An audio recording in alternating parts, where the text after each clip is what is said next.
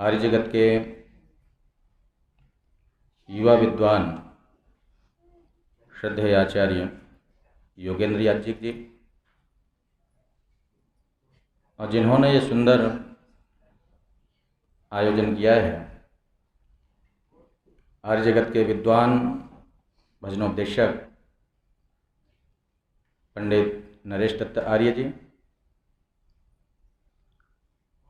और बहुत सारे विद्वानों के विचारों को आप सबने सुना। भाई सुमित्र आर्य जी, श्रद्धेय महाशय ब्रह्मानंद जी, महाशय राजवीर जी, समस्त विद्वद्वृंद, पंचभौतिक शरीर पर अवतरित पवित्रात्मा और श्रद्धा की भाजन बंदियाँ मातृशक्ति। बहुत सुंदर विचार भाई सुमित्र जी से आपने सुने हैं। और कल मैंने रात्रिकालीन सभा में एक निवेदन किया था कि दुनिया में कहीं स्वर्ग है, स्वर्ग का कोई धाम है तो वो क्या है? गृहस्थ है। आज थोड़ी सी मैं चर्चा ये करूँगा कि गृहस्थ स्वर्ग का धाम तो है, लेकिन वो स्वर्ग बनेगा कैसे? स्वर्ग किन साधनों से हमारा घर बनेगा? और जैसा कि सुमित्र जी कह रहे थे, स्वर्ग के विषय में बड़ी भ्रांतियां लोगों ने फैला रखी हैं।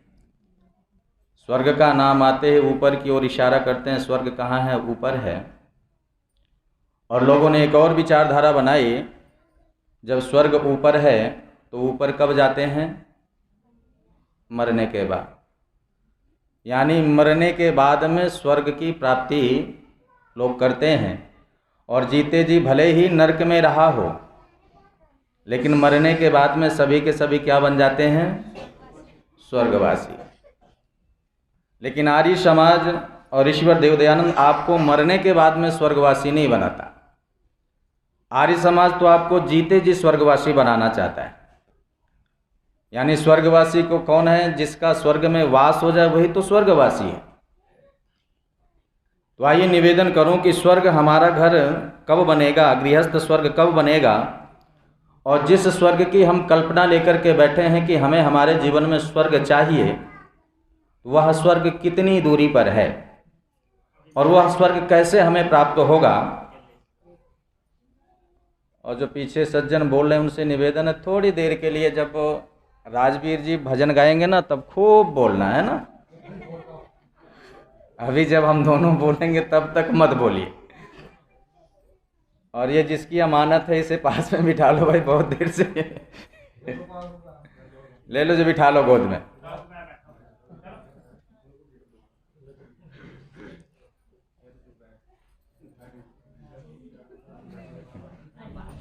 ओ अब ध्यान दीजिए, मैं क्या कह रहा था मास्टर जी?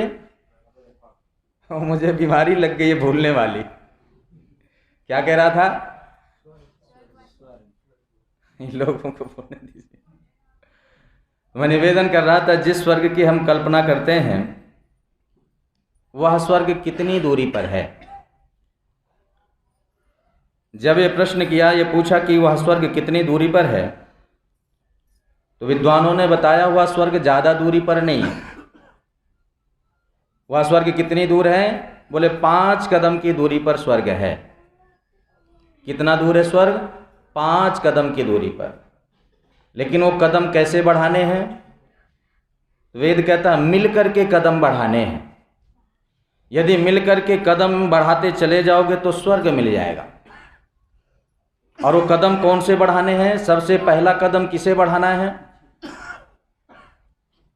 जब ये प्रश्न किया सबसे पहला कदम किसे बढ़ाना है, तो वेद में एक बड़ा सुंदर मंत्र आया और आप सबने बहुत सारे विद्वानों से उसकी व्याख्या सुनी होगी। तो वेद कहता है सबसे पहला कदम पुत्र को बढ़ाना है। और किसकी तरफ बढ़ाना है? तो बोले पिता की ओर बढ़ाना है। और वो कदम क्या है? तो वेद कहता है अनुव्रतः पितु पुत्रो, यानी पिता का अनुव्रती पुत्र हो जाए, पिता की बात मानने वाला घर में पुत्र हो जाए। यानी जिस घर में पिता का अनुव्रती पुत्र है वह घर स्वर्ग है। और पिता की बात माने क्यों? तो ऋषियों ने, विद्वानों ने कहा पिता की बात इसलिए माने क्योंकि पिता देवता है। और कैसा देवता है? ऐसा देवता दुनिया में दूसरा कोई मिलने वाला नहीं है। और कुछ लोग एक बात कहते हैं, आर्य समाज मूर्ति पूजा का खंडन करता है। मैंने कहा ऋषिवर देवदयानंद से पूछते। सत्यार्थ प्रकाश के 11वें समोल्लास में ऋषिवर देवदयानंद ने एक मूर्ति की पूजा की बात नहीं कही। ऋषिवर देवदयानंद क्या कहते हैं, यदि घर को स्वर्ग बनाना चाहते हैं, गृहस्थ को स्वर्ग बनाना चाहते हैं, तो क्या करना, अपने अपने घरों में एक नहीं 5-5 मूर्तियों की पूजा प्रारंभ कर देना। और ऋषिवर देवदयानंद से पूछा पहली मूर्ति कौन है जिसकी हमें पूजा करनी है? तो ऋषिवर देवदयानंद लिखते हैं सत्यार्थ प्रकाश में कि सबसे पहली मूर्ति है मूर्तिमती माता। और दूसरी मूर्ति कौन है? बोले मूर्तिमान पिता। और एक निवेदन कर दूं कि संस्कृत में जितने भी शब्द हैं वो नियत धातु नियत नियम से बनते हैं। तो ये मूर्ति शब्द भी संस्कृत का है, तो नियत धातु नियत नियम से बना है। तो ये मूर्ति शब्द किस धातु से बना? मृंग प्राण त्यागे धातु से मूर्ति शब्द निष्पन्न हुआ है, जिसका अर्थ होता है मूर्ति वह है जो प्राण त्यागने का सामर्थ्य रखती है, या ये कहें कि मूर्ति वह है जो प्राण त्यागती है। और प्राण त्यागेगा कौन? क्यों जी? प्राण त्यागेगा कौन? जिसके अंदर प्राण होंगे वही तो प्राणों को त्यागेगा। मंदिर की मूर्ति ने आज तक प्राणों को नहीं त्यागा। और क्यों नहीं त्यागा? क्योंकि उसके अंदर प्राण बोलो है ही नहीं। और जब प्राण नहीं त्यागती है तो उस मंदिर में स्थापित मूर्ति जो स्थापित है उसका नाम मूर्ति नहीं है। क्योंकि जो प्राण त्यागती है वो मूर्ति है। और प्राण त्यागेगा कौन? जिसके अंदर प्राण होंगे। तो हम सबके अंदर प्राण हैं, तो समय आने पर हम बोलो प्राणों को त्यागते हैं। तो हम सब क्या हैं? बोलो मूर्तियां हैं। और इन मूर्तियों की पूजा का खंडन आर्य समाज बोलो नहीं करता।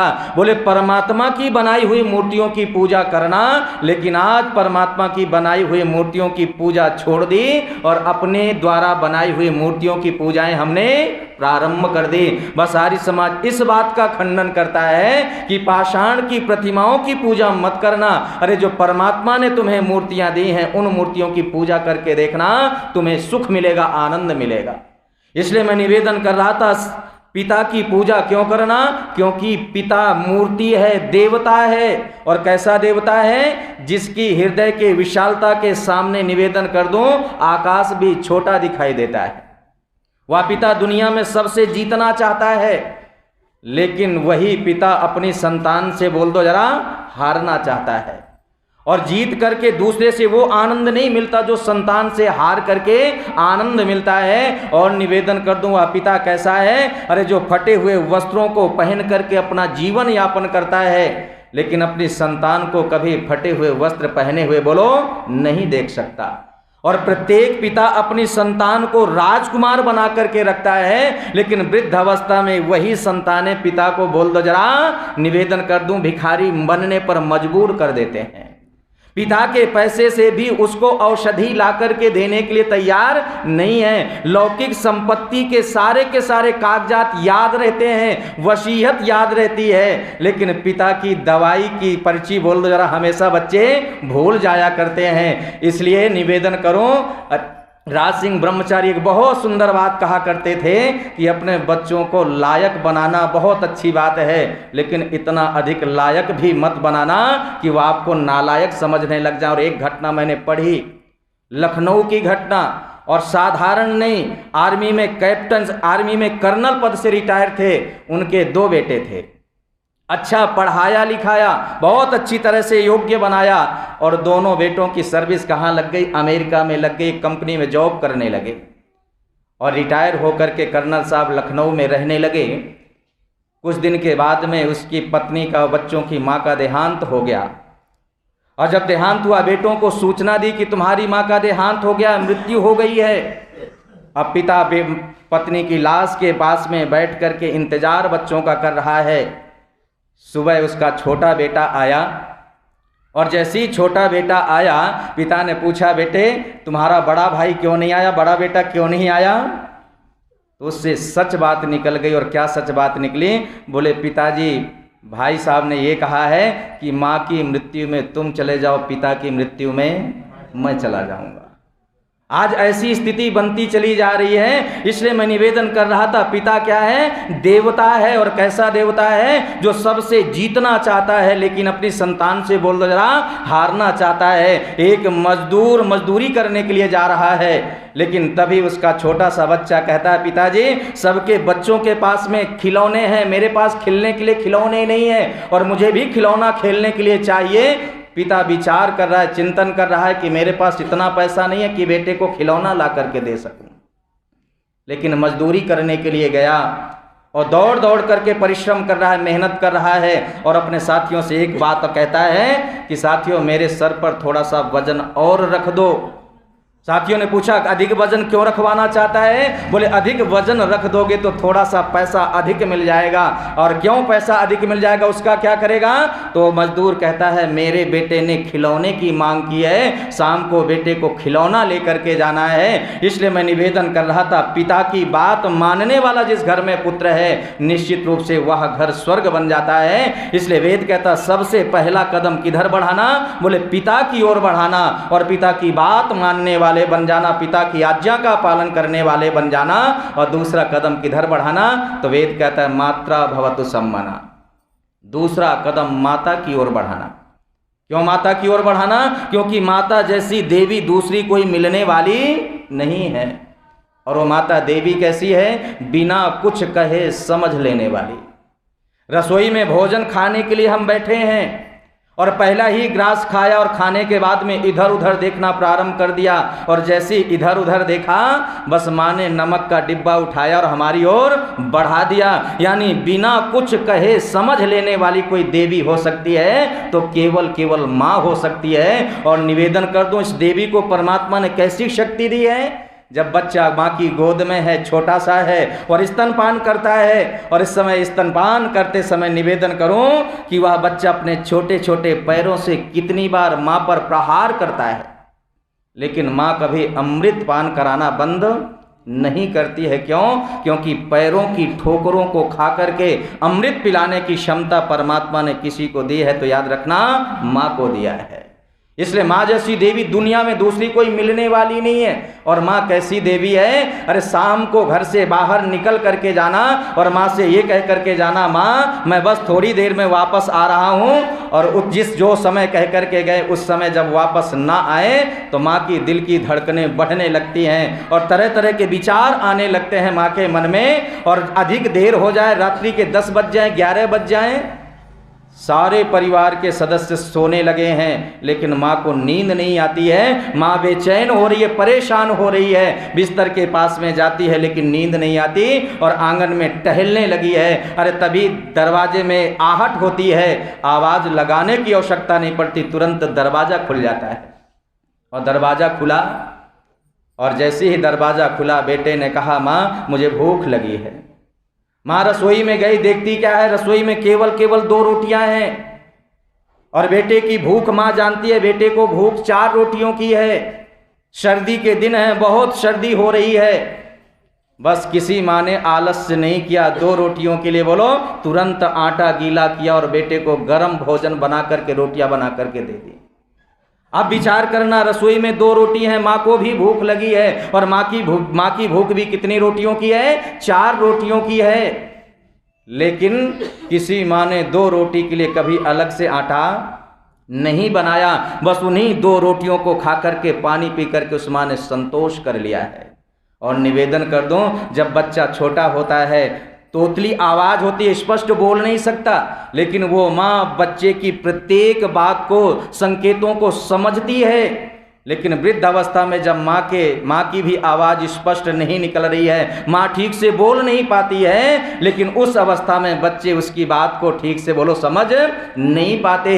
एक माँ बीमार पड़ी है, बेटा डॉक्टर लेकर के आया, डॉक्टर ने औषधि तो दे दी, लेकिन औषधि देने के बाद में एक ही बात कही, औषधि खिलाने से पहले इनको कुछ खिला देना, तभी औषधि कार्य करेगी। बेटा खिलाने का प्रयत्न कर रहा है लेकिन माँ खा नहीं रही और माँ कुछ कहना चाहती है लेकिन बेटा समझ नहीं पा रहा। और उस बेटे की मौसी भी वहीं पर उपस्थित है। बेटा मौसी से कहता है, मौसी आप ही समझने का प्रयत्न करो, माँ क्या कहना चाहती है। जैसी ही बात कही कि आप ही समझने का प्रयास करो, ये माँ क्या कहना चाहती है, तो मौसी एक बात कहती है, बेटे जब तू छोटा था तू भी स्पष्ट बोल नहीं पाता था ठीक से, लेकिन तेरी माँ तेरी हर बात को समझती थी, लेकिन तू अपनी माँ की एक छोटी सी बात भी समझ नहीं पाया। बस तेरी माँ एक ही बात कह रही है, और क्या कह रही है, बेटे मुझे औषधि की आवश्यकता नहीं है, दवा की भी आवश्यकता नहीं है, बस एक काम कर मेरे बेटे, अपने हाथ से एक निवाला खिला दे, बस मेरे लिए यही पर्याप्त है, और किसी चीज़ की आवश्यकता नहीं है। इसलिए मैं निवेदन कर रहा था, माँ जैसी देवी दूसरी दुनिया में कोई मिलने वाली नहीं है, इसलिए दूसरा कदम किधर बढ़ाना, तो वेद कहता है माँ की ओर बढ़ाना, और तीसरा कदम किधर बढ़ाना है, संक्षेप में चर्चा कर रहा हूँ आप सबके सामने।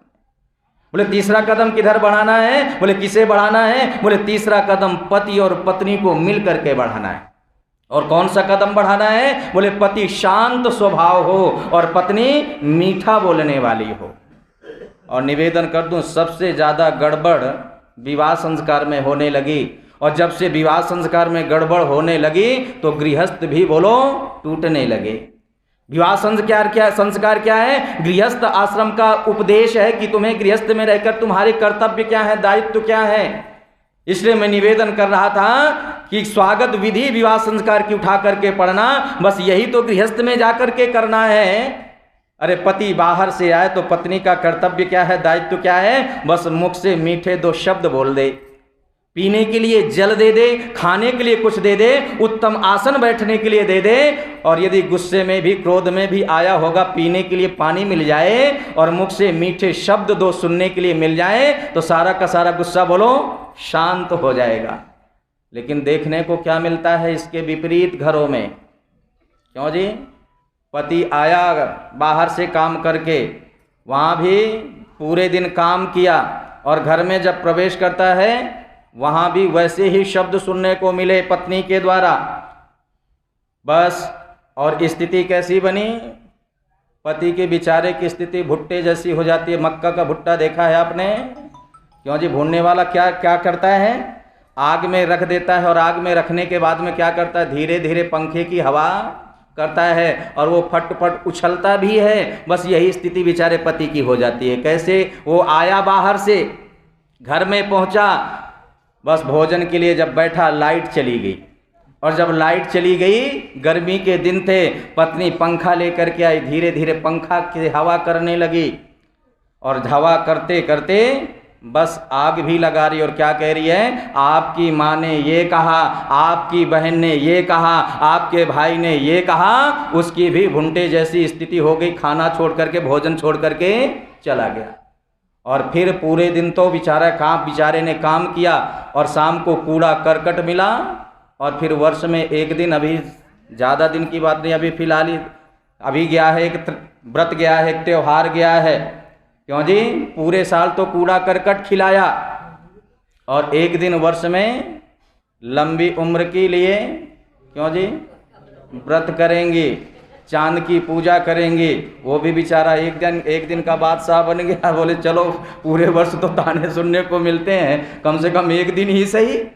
लेकिन निवेदन कर दूं, वेद क्या कहता है, पति शांत स्वभाव हो और पत्नी मीठा बोलने वाली हो, तभी तो घर में स्वर्ग आएगा।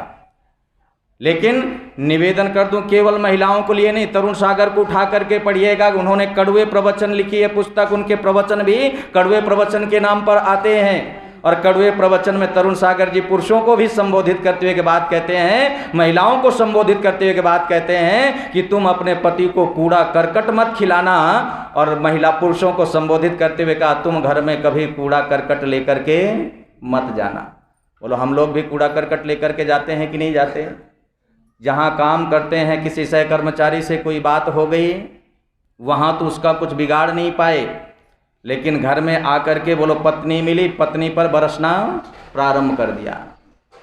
हम भी कूड़ा करकट लेकर के पहुंच गए, और जब कूड़ा करकट लेकर के जाएंगे तो निश्चित रूप से घर में स्वर्ग आने वाला नहीं है। इसलिए कहा तीसरा कदम पति पत्नी को मिलकर के बढ़ाना है, और चौथा कदम किसे बढ़ाना है, तो कल मैंने निवेदन किया था, चौथा कदम भाइयों को मिल करके बढ़ाना है। और कौन सा कदम बढ़ाना है? बोले भाई भाई मिल करके रहें, एक दूसरे को बढ़ाने वाले हों, और यदि मिल कर के रहेंगे तो जीवन आसान रहेगा और दाल आटे की कोई चिंता नहीं होगी। और यदि मिल कर के नहीं रहेंगे तो दाल आटा भी बोलो महंगा दिखाई देगा। यदि 4 भाई हैं, 4 भाई दिल्ली में रहने के लिए चले गए और चारों भाइयों ने 10-10 हज़ार रुपए में मकान किराए का ले लिया तो कितने हो गए? 40,000 रुपए हो गए। और वही भाई मिल कर के 20,000 में एक बड़ा मकान ले लेते तो चारों भाइयों का काम चल जाता और 20,000 बोल दो जरा बच भी जाता। इसलिए मिलकर के रहने में लाभ ही लाभ है और अलग अलग रहने में बोल दो जरा हानि ही हानि है। इसलिए कहा यदि 4 मिलकर के रहोगे तो चौधरी बन जाओगे, और यदि 5 मिलकर के रहोगे तो बोलो पंच बन जाओगे। इसलिए चौधरी और पंच बन करके रहना, अलग अलग रहने की कोशिश मत करना। इसलिए मैं निवेदन कर रहा था भाई भाई मिल करके रहें, भाइयों में प्रेम हो जाए। और कैसा प्रेम हो जाए? बोले राम और भरत जैसा प्रेम हो जाए। भाई राम कैकेयी से कहते हैं माँ मैं भरत के लिए 1 नहीं 2 नहीं पूरे जीवन बन जाने के लिए वन में रहने के लिए तैयार हूँ। आप 14 वर्ष की बात करती हैं, कैसा प्रेम है भाइयों में। और दूसरा भाई अपने भाई के प्रेम के लिए राजगद्दी में भी बैठने के लिए तैयार नहीं, अपनी माँ को भी अपशब्द कहते हैं।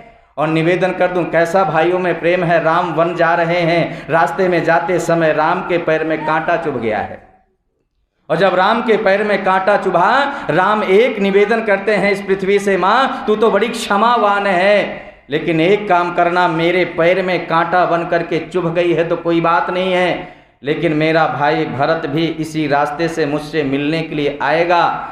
उस समय तेरी झोली में जितने भी कांटे और कंकड़ हैं उन्हें अपने आंचल में छिपा लेना, मेरे भाई भरत के पैर में कांटा बन करके चुभना नहीं। और यदि भाई भरत के पैर में कांटा बन करके चुभ गई तो मेरा भाई अपने पैर में कांटा चुभने से विचलित नहीं होगा, परेशान नहीं होगा, दुखी नहीं होगा। बस भरत तो ये सोच करके परेशान हो जाएगा कि इसी रास्ते से मेरा भाई राम गया होगा, राम के पैर में भी कांटा चुभा होगा। बस मेरे दर्द का एहसास करके, अनुभव करके मेरा भाई भरत दुखी हो जाएगा।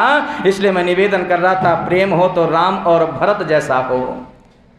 राम चित्रकूट में बैठे हुए हैं और भरत राम को लेने के लिए चित्रकूट में जाते हैं। सामने से भरत को आता हुआ राम ने देखा है और राम विचार करते हैं मेरा भाई भरत मेरे पैरों की ओर हाथ बढ़ाएगा, उसे मैं पैरों की ओर हाथ नहीं बढ़ाने दूंगा, उससे झुकने नहीं दूंगा, वो पैरों की तरफ झुकेगा उससे पहले मैं भरत को हृदय से लगा लूंगा। और भरत भी क्या सोचते हैं कि मेरा भाई मुझे हृदय से लगाने की कोशिश करेगा, वो मुझे हृदय से लगाए, मैं भाई राम के पैरों को पकड़ लूं। और दोनों भाई आज मिले हैं और जैसे ही गले लग कर के मिले हैं, गंगा यमुना की धारा बह रही है और दोनों भाइयों में झगड़ा हो रहा है। और झगड़ा किस बात का हो रहा है? महानता के लिए हो रहा है।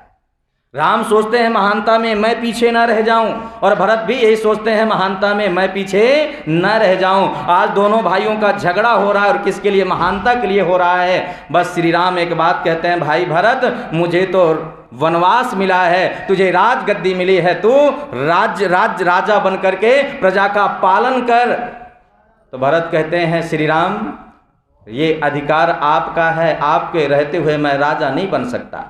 दोनों भाइयों का झगड़ा हो रहा है और श्री राम ने एक बात कह दी, भरत ईश्वर भी यही चाहता है कि भरत राजा बने और राम वन को जाए, वन में रहे।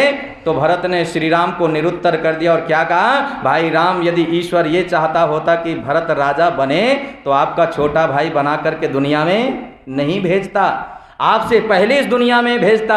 और ईश्वर भी राम को ही राजा बनाना चाहते थे, इसलिए आपको बड़ा भाई बना करके दुनिया में भेजा और मैं भरत को सेवक बनना था, इसलिए आपका छोटा भाई बना करके भेजा। और निवेदन कर दूं दोनों भाई अयोध्या जैसे सिंहासन की फुटबॉल बना ली है। एक और तो महानता के लिए झगड़ा हो रहा है, यज्ञी भावना से ओतप्रोत होकर के झगड़ा हो रहा है, इदन्नवम की भावना से ओतप्रोत है। और दूसरी ओर एक और इतिहास है, निवेदन कर दूं, जहां राजगद्दी के लिए अपने पिता को जेल में डाल दिया है और अपने सगे भाइयों का भी बोलो वध किया है, कत्ल किया है। और नौकरों को आदेश दे दिया है कि 24 घंटे में ही पानी देना और 24 घंटे में ही भोजन देना, इससे पहले जल और भोजन नहीं मिलना चाहिए। और एक दिन पानी में ठोकर लगी और पानी गिर गया और प्यास बहुत तेज लगी हुई है, पानी के लिए आवाज लगा रहा है, लेकिन किसी ने पानी ला करके नहीं दिया। लेकिन जब वो व्यक्ति प्राणों को त्याग रहा था तो एक बात कहता है, ऐ औरंगजेब, तुझसे अच्छे तो वो हिंदू हैं जो जीते जी माता पिता को पानी देते हैं लेकिन मरने के बाद भी कनागतों में पानी देते हैं। अरे तू तो अपने जीवित पिता के लिए भी पानी देने के लिए तैयार नहीं है। एक और वो संस्कृति है और दूसरी ओर राम और भरत की संस्कृति है। दोनों झगड़ा कर रहे हैं और किसके लिए? महानता के लिए झगड़ा कर रहे हैं। लेकिन राम कहते हैं, भाई भरत 14 वर्ष से पहले मैं अयोध्या नहीं आऊंगा। तो भरत कहते हैं, कोई ऐसी युक्ति निकालो जिससे मेरा कार्य पूरा हो जाए। और भरत एक बात कहते हैं, भाई राम, बस अपने पैरों को थोड़ा सा उठा लो, मेरा कार्य आसान हो जाएगा। जैसे ही श्री राम ने अपने पैरों को उठाया, बस भरत को अवसर मिला, पैरों के नीचे से चरण पादुकाओं को ले लिया और माथे पर लगा करके एक बात कहते हैं, भाई राम, मैं वापस जा तो रहा हूं, लेकिन एक प्रतिज्ञा करके जा रहा हूं कि 14 वर्ष में से एक दिन भी यदि अधिक हो गया तो तुम्हारा भाई भरत जीवित नहीं मिलेगा। आज भरत वापस आए अयोध्या में और उन चरण पादुकाओं को सिंहासन पर आरूढ़ किया है और रात्रि में शयन करने के लिए जाते हैं। बिस्तर के पास में पहुंचे और जैसे ही बिस्तर के पास में पहुंचे, भाई राम की याद आ गई है और भाई को याद करके बस विचार करते हैं, चिंतन करते हैं कि मेरा भाई राम वन को गया है और वन में मेरे भाई राम को बिस्तर नहीं मिला होगा। मेरा भाई तो जमीन पर लेटा होगा, मेरा भाई जमीन पर लेटे और मैं बिस्तर पर लेटूं, ये मुझे शोभा नहीं देता। बस श्री राम ने भरत ने बिस्तर को त्याग दिया और जमीन पर लेटने के लिए जब चले तो दूसरे एक और महानता के भाव आए और कितने गजब के महानता के भाव आए। और विचार क्या करते हैं, मेरा भाई राम जमीन पर लेटा होगा और मैं अपने भाई के बराबर लेटूं, बड़े भाई के बराबर लेटूं, ये मुझे शोभा नहीं देता। और गांव देहात में आज भी कहीं कहीं परंपराएं हैं कि यदि बड़ा भाई खड़ा है, निवेदन कर दूं, छोटा भाई बैठ नहीं सकता था, लेकिन आज तो बड़ा भाई खड़ा है और छोटा भाई लेट रहा है। कैसी स्थिति परिस्थिति बदलती चली जा रही है। इसलिए मैं निवेदन कर रहा था, बस भरत लेटने के लिए जब गए, जमीन पर लेटना चाहते हैं, फिर भी महानता के विचार है कि मेरा भाई जमीन पर लेटा होगा, मैं उसके बराबर लेटूं, ये मुझे शोभा नहीं देता। तो लोगों ने, विद्वानों ने लिखा कि भरत ने नंदीग्राम में गड्ढा खोदा, उसी गड्ढे में शयन करता है और जिन वस्त्रों को पहन करके श्री राम वन में गए हैं, उन्हीं वस्त्रों को धारण भरत अयोध्या में कर रहे हैं। इसलिए मैं निवेदन कर रहा था, जहां राम को मर्यादा पुरुषोत्तम राम कहते हैं, वहीं पर भरत को क्या कहा जाता है? महात्मा भरत कह करके संबोधित किया जाता है, क्योंकि भरत का भी त्याग और तप कम बोलो नहीं था। इसलिए प्रेम हो भाइयों में तो कैसा हो? राम और भरत जैसा हो। और प्रेम कैसा हो कि दर्द चोट एक भाई दूसरे भाई को लगे तो उस दर्द का अनुभव दूसरा भाई करे। और निवेदन कर दूं, रामायण का वो प्रकरण याद करके देखना जरा, जब रावण ने लक्ष्मण को शक्ति मारी है और मूर्छित पड़े हुए हैं लक्ष्मण, और औषधि देकर के जब लक्ष्मण को मूर्छा से जागृत किया गया है और लक्ष्मण मूर्छा से जागृत हो गए हैं, बस रामादल के लोगों ने पूछा, लक्ष्मण एक बात बताओ, तुम्हें दर्द कहाँ कहाँ हो रहा है? जैसे पूछा लक्ष्मण, तुम्हें दर्द कहाँ कहाँ हो रहा है? तो लक्ष्मण एक बात कहते हैं कि मैं अपने शरीर में घावों को तो बता सकता हूँ, मैं अपने शरीर में दर्द को नहीं बता सकता कि मुझे दर्द कहाँ कहाँ हो रहा है। यदि मेरे दर्द को जानना चाहते हो तो क्या करो, जाओ मेरे भाई राम खड़े हैं, उनसे पूछ लो मुझे दर्द कहाँ कहाँ हो रहा है। यदि एक भाई को चोट लगे तो उस चोट का अनुभव दूसरा भाई करे, तभी घर में स्वर्ग बन जाएगा। इसलिए मैं निवेदन कर रहा था, चौथा कदम किसे बढ़ाना है? बोले भाइयों को मिल करके बढ़ाना है। अरे भाई मिल करके रहने वाले बन जाएं, एक दूसरे बढ़ाने वाले बन जाएं, एक दूसरे के सुख दुख में भागीदार होना प्रारंभ कर दें, तो निश्चित रूप से घर में स्वर्ग स्थापित हो जाएगा।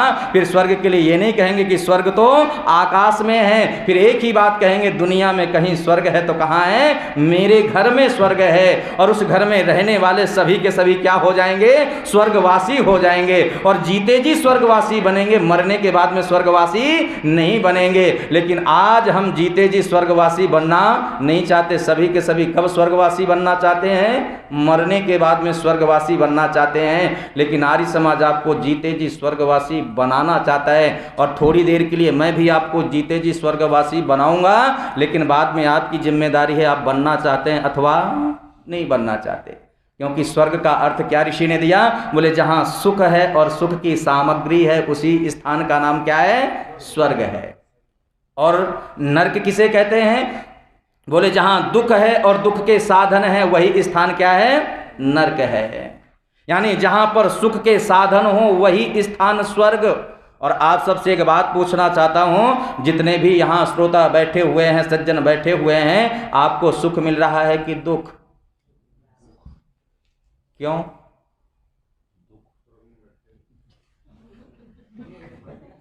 आचार्य जी कह रहे हैं दुख, और उधर से आवाज आई थी सुख। तो सुख क्यों मिल रहा है? बैठने में परेशानी होगी, और भी परेशानी हो सकती है। क्यों जी? हो सकती है कि नहीं हो सकती? लेकिन आंतरिक आनंद आता है सत्संग में बैठ करके। और कुछ लोग कहते हैं, शास्त्री जी जब सत्संग में जाते हैं, जब तक सत्संग में बैठते हैं तब तक तो बातें याद रहती हैं, और जैसे ही सत्संग संपन्न हुआ सारी की सारी बातें भूल गए। तो सत्संग में जाने का लाभ क्या हुआ? मैंने कहा फिर भी सत्संग में जाना, भले ही भूल जाना, फिर भी सत्संग में जाना। और उससे एक बात पूछी, भाई एक बात बता, तू स्नान करता है कि नहीं करता? बोले करता हूँ। बोले कितनी बाल्टी पानी से करता है? बोले 3 बाल्टी 4 बाल्टी। सर्दियों में कुछ कम से काम चल जाता है, गर्मियों में ज़्यादा लग जाता है। मैंने कहा 4 बाल्टी पानी से तूने स्नान किया, स्नान करने के बाद में कितना पानी अपने शरीर में तूने रोका? बोले कुछ नहीं रुका, थोड़ा बहुत शरीर में रहा तो तौलिया लेकर के उसे भी सुखा दिया। मैंने कहा एक बात बता भाई, 4 बाल्टी पानी से तूने स्नान किया, एक भी बूंद शरीर में रोकी नहीं, तो तूने 4 बाल्टी पानी व्यर्थ में बर्बाद क्यों कर दिया? तो कहता है कि शास्त्री जी तो ठीक है कि शरीर में पानी तो नहीं रुका, लेकिन स्नान करने से ताजगी आ जाती है। मैंने कहा यही कार्य ठीक सत्संग का है। सत्संग में बैठ कर के कुछ याद रहे अथवा ना रहे, लेकिन जब तक सत्संग में बैठते हैं तब तक तो बुराई से बचे रहते हैं। तो मैं आप सबसे निवेदन कर रहा था, जितने भी यहाँ बैठे हैं, आपको सुख मिल रहा है कि दुख? तो उत्तर मिला सुख। तो सुख क्यों मिल रहा है? तो सुख इसलिए मिल रहा है क्योंकि सुख की सामग्री सत्संग यहाँ पर उपस्थित है। और जहाँ पर सुख की सामग्री होती है वह स्थान क्या कहलाता है? स्वर्ग। तो यहाँ सुख की सामग्री सत्संग उपस्थित है, तो इस स्थान का नाम क्या है? स्वर्ग। और स्वर्ग में रहने वाले को क्या कहते हैं? तो आप सभी के सभी क्या हैं? स्वर्ग में बैठे हैं, तो सभी के सभी क्या हैं? स्वर्गवासी। जीते जी या मरने के बाद में? हम सभी के सभी जीते जी इस समय स्वर्गवासी हैं। और अपने घर को स्वर्ग बनाने के लिए क्या करना? ये वेद ने कहे, इन कदमों को बस चलते हुए मिल करके कदमों को बढ़ाते हुए चले जाना, निश्चित रूप से आपका घर स्वर्ग बन जाएगा। पहला कदम किधर बढ़ाना? बोले पिता की ओर बढ़ा देना। पिता का सम्मान करने वाले बन जाना, पिता की आज्ञा का पालन करने वाले बन जाना, माँ के प्रति अच्छे मन वाले बन जाना। और पति पत्नी का विचार, पति पत्नी का स्वभाव कैसा हो? बोले पति शांत स्वभाव हो और पत्नी मीठा बोलने वाली हो, और भाइयों में प्रेम हो और स्नेह हो, और देवरानी जेठानी में स्नेह और प्रेम हो। निश्चित रूप से घर बोलो स्वर्ग बन जाएगा। तो ये स्वर्ग ज़्यादा दूरी पर नहीं है, 5 कदम की दूरी पर स्वर्ग है। बस मिल करके इन कदमों को बढ़ाते हुए चले जाएंगे, निश्चित रूप से आपके घर में स्वर्ग स्थापित हो जाएगा। ये थोड़ा सा निवेदन आप सबके मध्य में